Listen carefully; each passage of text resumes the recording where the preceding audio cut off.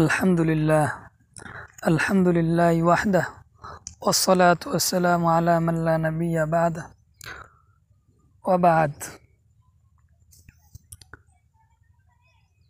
জি ভাই, একটি প্রশ্ন এবং তার সমাধান। প্রশ্নটি হলো, জামে মসজিদ ভেঙে সেই জায়গায় টয়লেট বানানো যাবে কিনা। জামে মসজিদ অর্থাৎ যে মসজিদে জুমার নামাজ আদায় হয়, 5 ওয়াক্ত নামাজের পাশাপাশি জুমার নামাজও হয়, এমন মসজিদ ভেঙে ওই জায়গায় পরবর্তীতে টয়লেট বানানো যাবে কিনা। প্রিয় ভাই, এখানে উত্তর হলো, এই প্রশ্নের উত্তর হলো, মসজিদের যে জায়গায় নামাজ আদায় করা হয়েছে,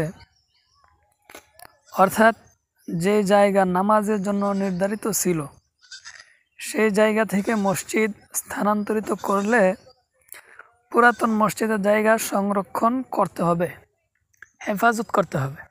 যে জায়গাটা নামাজের জন্য নির্ধারিত ছিল, ওই জায়গা থেকে মসজিদ অর্থাৎ ঘর ভেঙে ফেলার পরেও ওই জায়গাটা সংরক্ষণ করতে হবে। সেখানে বাথরুম, টয়লেট, ইস্তেঞ্জাখানা তৈরি করা জায়েজ হবে না।